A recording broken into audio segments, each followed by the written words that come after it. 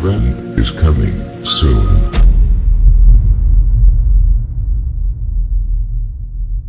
I greet you in the love and the light of the infinite Creator. Corey Good.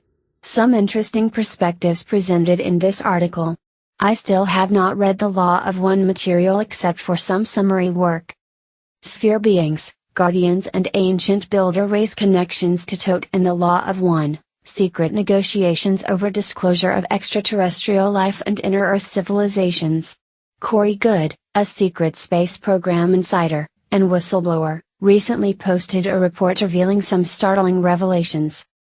The following is a summary of some of those points by Dr. Michael Singh, as well as a short analysis of corresponding connections to related works such as The Law of One and the Emerald Tablets of Tote.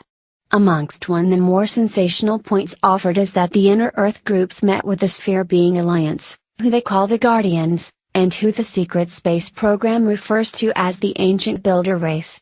Heretofore, it was not clear whether or not the Ancient Builder Race had any connection to the sphere beings first encountered by the secret space program in the late 1980s.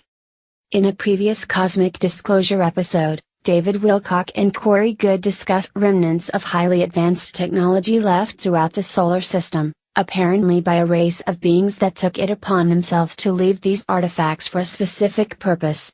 Apparently the Ancient Builder Race did this to help lift evolving races out of the pitfalls of materialism and bellicosity, to one day join the ranks of spiritualized races in the cosmos. Now that the connection between the sphere beings, the Ancient Builder Race, and the Guardians is firmly in place, other works that describe similar beings can be discussed. Interestingly enough, the Emerald Tablets of Tote talk about exactly the same type of intelligently designed cosmos, wherein, the elder brothers of man act as guardians and guides to the evolving races, offering wisdom to those with a pure heart while casting down deceivers into their own darkness. Tote, the narrator of the work, even discusses a time when he shall disappear from the world and one day return to require of thee that which ye guard. But in a time yet unborn will I rise again, mighty and potent, requiring an accounting of those left behind me.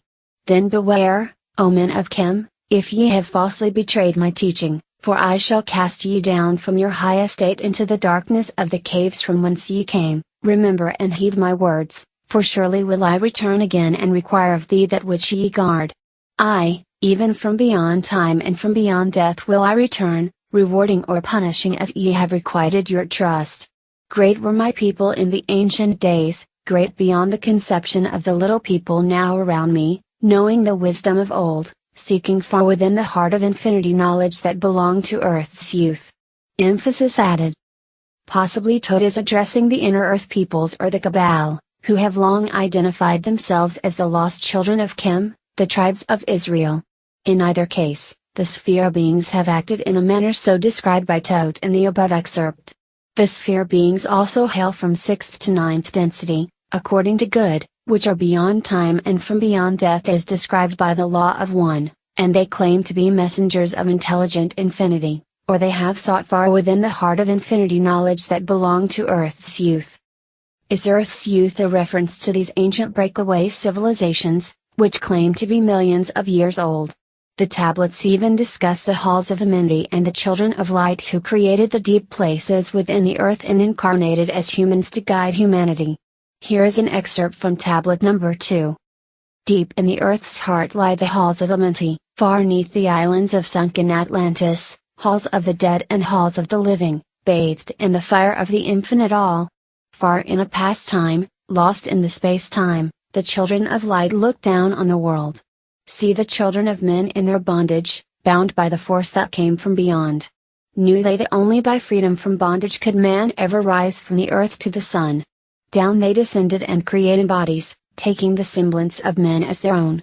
The masters of everything said after their forming, we are they who were formed from the space dust, partaking of life from the infinite all, living in the world as children of men, like and yet unlike the children of men. Then for a dwelling place, far neath the earth crust, blasted great spaces they by their power, spaces apart from the children of men. Surrounded them by forces and power, shielded from harm they the halls of the dead. Emphasis added. This is one section amongst many that describe dwelling places under the Earth's crust. Todd also claims to have approached the peoples of Kem, which is now Egypt. These items and many more correspond to the law of one material and its narrative describing the brothers and sisters of sorrow. All these points, and many more that remain unrevealed, suggest that the Emerald Tablets, law of one material and the ancient builder race or guardians could be one and the same. At the very least, their efforts seem to